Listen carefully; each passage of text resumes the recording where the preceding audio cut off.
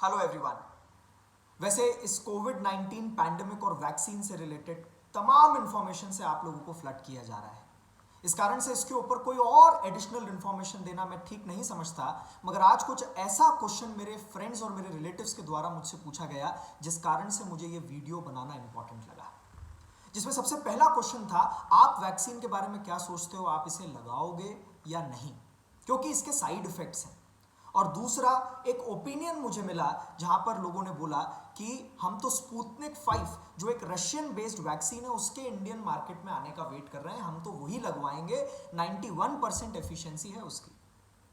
तो मैं अगर एट प्रेजेंट बताऊं तो करीब 3 वैक्सीन हैं जो आने वाले समय में हमें रेडिली अवेलेबल होंगी, जिसमें से 2 का प्रोडक्शन बहुत लार्ज स्केल पे हमारे यहां पर हो रहा है।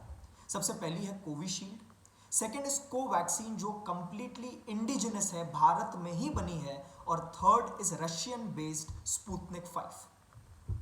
अगर मैं कोविशील्ड की बात करूं तो ये एक वेक्टर बेस्ड वैक्सीन है जिसके अंदर adeno virus, single adeno virus का यूज किया गया है। स्पुतनिक 5 की अगर मैं बात करूं, ये भी एक वेक्टर बेस्ड वैक्सीन है जिसके अंदर 2 एडिनो वायरस का यूज किया गया है इसे बनाने के लिए। इस कारण से इसकी एफिशिएंसी थोड़ी कोविशील्ड से ज्यादा है। और वही मैं कोवैक्सीन की अगर बात करूं, ये कंप्लीटली इंडियन बेस्ड वैक्सीन है। आज की ही एक रिपोर्ट में ये सामने आया है कि ये 78% एफिशिएंट है, और क्रॉनिक डिजीजेस में, ये सबसे इंपॉर्टेंट है, क्रॉनिक डिजीजेस में ये 100% तरीके से इफेक्टिव तरीके से काम करती है।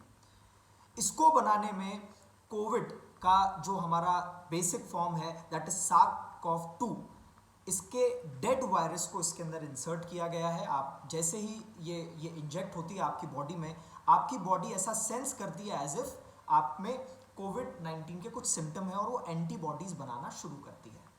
अगर मैं कोविशील्ड की बात करूं तो इसकी 70% एफिशिएंसी है, कोवैक्सीन की अभी मैंने आपको बताया 78%, क्रॉनिक डिजीजेस में 100%, और अगर मैं स्पुतनिक 5 रशियन बेस्ड वैक्सीन की बात करूं तो 91% एफिशिएंसी इसकी है।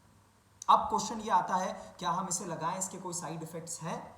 तो अगर मैं कोवैक्सीन की बात करूं, कई लोगों का यहां पर यह भी कहना है कि वैक्सीन लगाने के बाद भी वायरस हुआ, तो मैं आपको बताऊं कोवैक्सीन में यह केस 0.002% है, कोवैक्सीन के अंदर यह केस 0.004% है।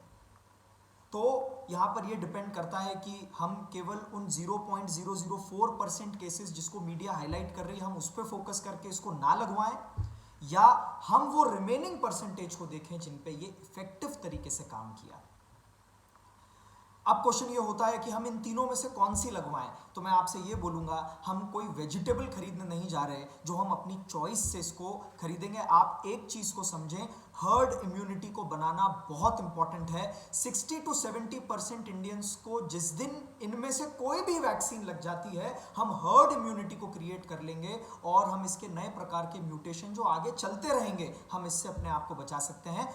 ये वैक्सीन लगाना केवल आप एज ए इंडिविजुअल के लिए इंपॉर्टेंट नहीं है, आप सही समझते हैं या गलत समझते हैं इससे कोई फर्क नहीं पड़ता। It is important for the nation and it is important for the country. इस कंट्री के लिए आपको ये लगवाना चाहिए। इसके अंदर एफिशिएंसी अलग अलग है, मगर हम ये वेट करें कि स्पुतनिक 5 आएगी रशियन बेस्ड आज से 20 दिन 25 दिन बाद, और उसके बाद हम उसे ही लगवाएंगे, तो जब तक शायद हम काफ़ी देर कर चुके होंगे। So it would be my humble request, 1 मई से 18+ भी जितने हैं उन सबको ये वैक्सीन गवर्नमेंट ने ओपन करी है। आपको जो तीनों में से वैक्सीन अवेलेबल होती है आप उस वैक्सीन को लगाएं, हर्ड इम्यूनिटी बनाएं और हमारी कंट्री को प्रोटेक्ट करने के अंदर आप अपना कंट्रीब्यूशन दें। Thank you so much.